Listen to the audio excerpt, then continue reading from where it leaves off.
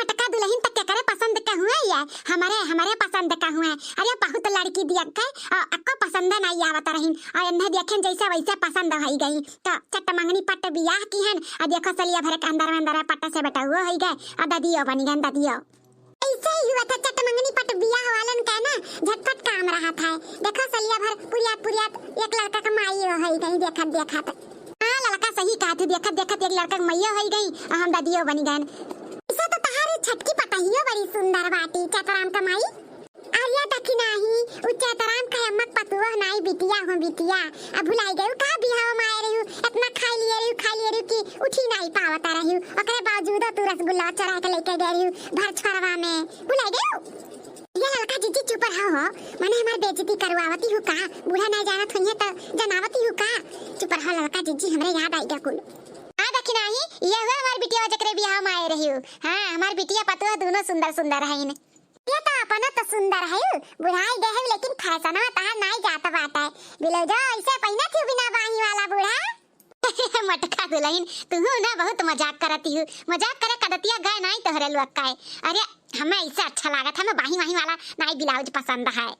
अरे बड़की जीजी अरे बड़े लोग का ना फैशन ही ऐसा रहा था कहा नहीं बात है पैसा आवे तो मन ही का कपड़ा छोटा हो जाता है तो क्यों कहला तो नहीं कहे बात है देखत नहीं कितना फैशन से रहा थी बुढ़िया। ये भौजी लोग कौनो सोहर और कहाओ ये आज हमारे भतीजो काजर वाजल लागी कि आहू पंचारा कराए कब से हमार बड़की जीजी यही नाते हमार बड़े लोग का घर में नहीं जाओ मन कहा था कोनो फंक्शन में देखा थी बिटिया कैसे ऐठ का बोला थी बड़ी घमंडी लगा थी जीजी वही अपने लोग का करे के बाटे दखी नहीं हां ओकरे बाती कहा गनवर करो चलो दो चार ठो सुहर गाई दिया चलो अपने घरे बुलाए रही तब तो आवा क्या है हां हमारे बड़के जीजी हगनवर करते हैं चलो कोनो सुहर कढ़ाओ तब जीजी हमारे सब पूरी आई पटका दुल्हन तब कढ़ाओ कोनो सुहर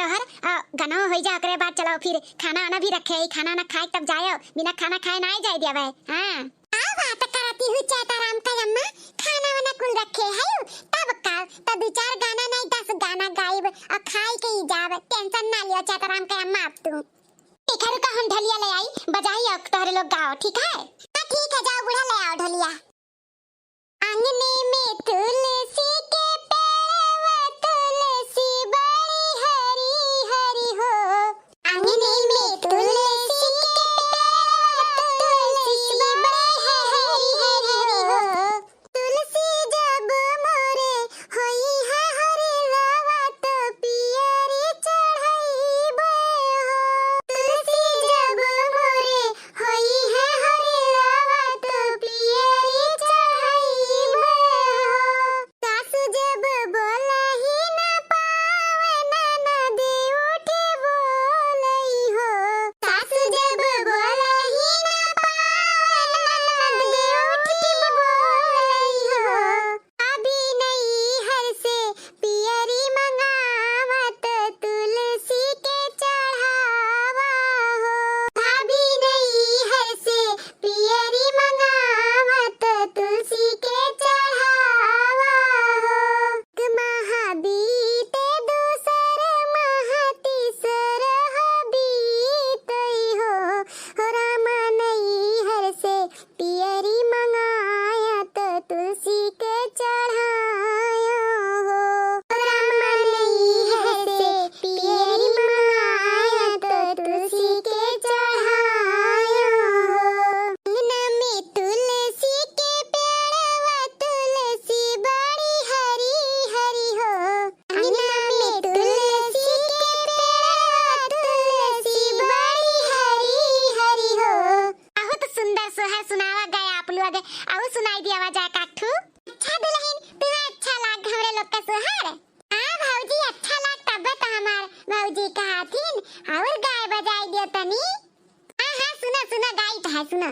नहीं हर के सुख चैन राजा बड़ा नीक लागे नहीं हर के सुख चैन राजा बड़ा नीक लागे नहीं हर के सुख चैन राजा बड़ा नीक लागे तहारे लगे सासू हमारे लगे मम्मी तहारे लगे सासू हमारे लगे मम्मी लालन के लगे नानी राजा बड़ा नीक लागे लालन के लगे नानी राजा बड़ा नीक लागे नैहर के सुखे चैन राजा बड़ा नीक लागे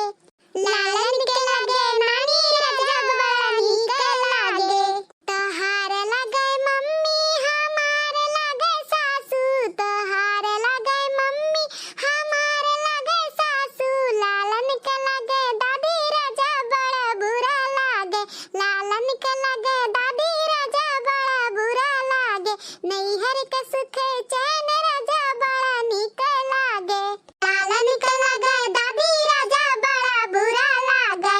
हमार लगे दीदी तोहार लगे साली हमार लगे दीदी तोहार लगे साली लालन के लगे मौसी राजा बड़ा नीक लागे लालन के लगे मौसी राजा बड़ा नीक लागे नैहर के सुखे चैन राजा बड़ा नीक लागे लालन के लगे मौसी राजा बड़ा नीक लागे तोहार लगे दीदी हमार लगे ननदी तोहार लगे दीदी हमार लगे ननदी लालन के लगे बुआ राजा बड़ा बुरा लागे लालन के लगे बुआ राजा बड़ा बुरा लागे नैहर के सुखे चैन राजा बड़ा नीक लागे लालन के लगे बुआ राजा बड़ा बुरा लागे नैहर के सुखे चैन राजा बड़ा नीक लागे नैहर के सुखे चैन राजा बड़ा नीक लागे या मटका दुल्हन नैहरा वालन का नीक लागे और ससुररिया वालन का बुरा लागे ऐसा काहे गाना गावती हूँ अरे चेताराम का अम्माई गाना हो सोहर तू अपने पे सब जनी काहे ले लेती हूँ अपने पे ना लिया अरे ऐसा बहुत से गाना बागा दुनिया में सब अपने पे ले लिए ना ऐसे तो ऐसे ताना मार मार पतइए ना ससुररिया वालन का मार डारा हाँ लड़का दुल्हन सही कहती हूँ ठीक है चलो हमरे सब नाई बुरा लगाई दुल्हन तू अक्का कोनो गाना वाना सुनाई दियो सुहारो है अरे कोनो गाओ ही तेरे बेटा काजल लागी हाँ सुनाओ सुनाओ हमरे सब तहार रजिया सुन ली सुने नहीं है पहली बार देखा था अब देखा तार बूढ़ा हमरे सबके बुलाए नहीं रही तार मुंह देखा हुआ खवा में हमरे सब नहीं सुने उन्हें है तो सुनाओ हमरे सब सुनी तार गाना वाना हाँ ठीक है मोटका काकी विद्याहा काकी और गरहर का काकी सब जनी कहा थी इतना तो सुनाई दी था आप लोग से मिलके बहुत अच्छा लगा आप लोग का गाना भी हमें बहुत अच्छा लगे तो हम सुनाई था कुछ सुनो हाँ भौजी कौनो नीक का सुनाओ जानो सुन के अच्छा लगे हमहु का हाँ सुनाई था तोहरे लोग का ऊपर बाटा है अच्छा लगी सुनो हमरे भाई है लाला नवा कैसे सपरी हमरे भाई है लाला नवा कैसे सपरी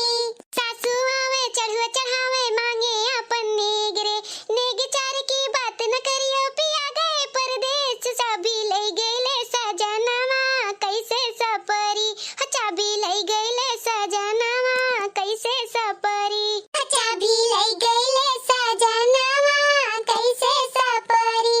जेठनी आवे पिपरी पिसावे मांगे अपन नेगरे नेक चार की बात न करियो पिया गए परदेश चाबी ले गईले सजनवा कैसे सपरी हमरे भइले बाला नवा कैसे सपरी चाबी ले गईले सजनवा कैसे सपरी